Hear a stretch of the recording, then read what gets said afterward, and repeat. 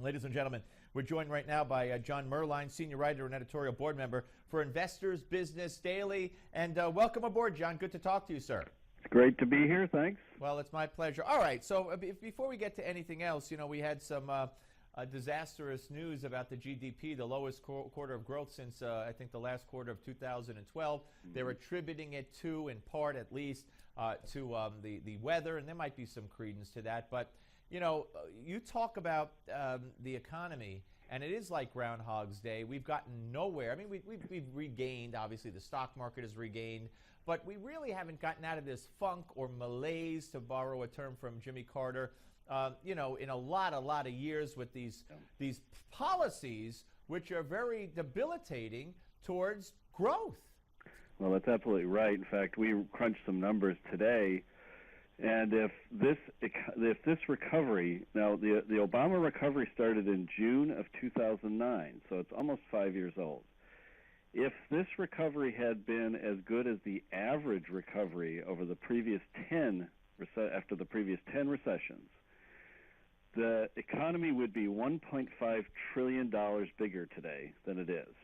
That's how poorly this recovery has been. If Obama's recovery were as good as Reagan's recovery, the economy would be $2 trillion bigger than it is today. And if it had done as well as the one Kennedy started, it would be $3 trillion bigger than it is today. This is an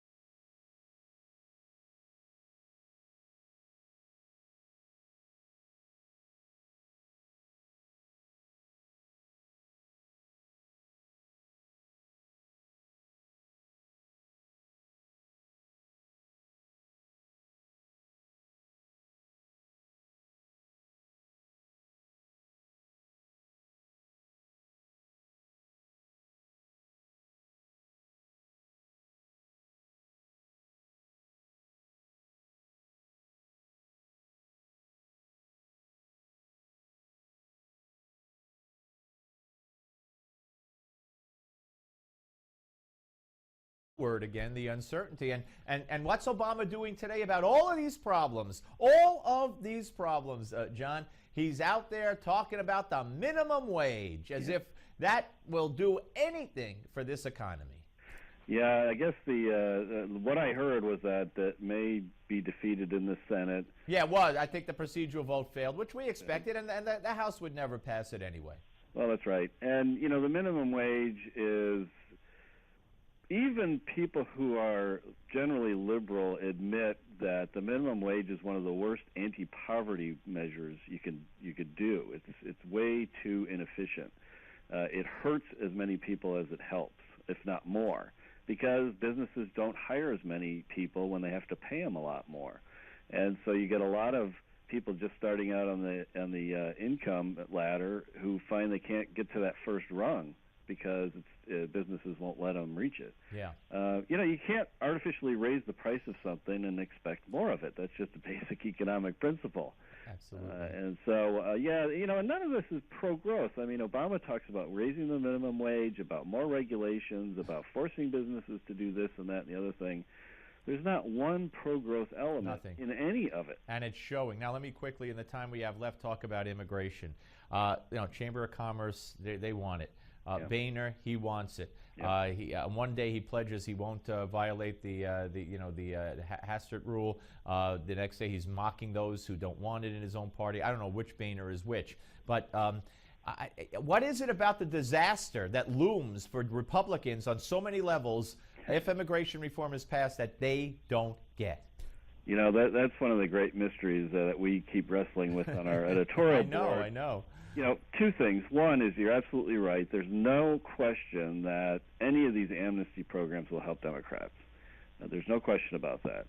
But the other thing is that every single poll that's taken of priorities, when people are asked what are the priorities, immigration falls near the bottom. It's around global warming in terms of... Yeah, even with Hispanics after the 2012 election when they came out of the voting booth, it was like 4 or 5 on the list. Not a big issue. Who is it a big issue for?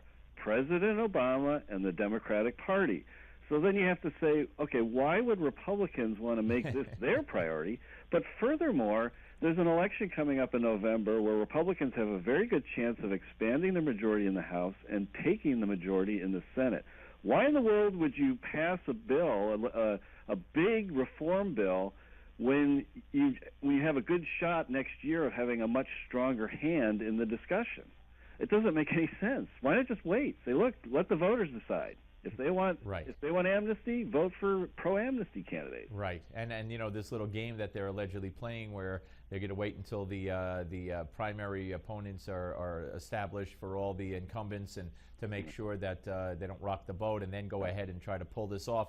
And I'll tell you, if Boehner ever pulls this off with violating the Hastert rule and using Democrats to get it passed, that people will stay home in November, and it's the end of Boehner's speakership for sure. Definitely the latter.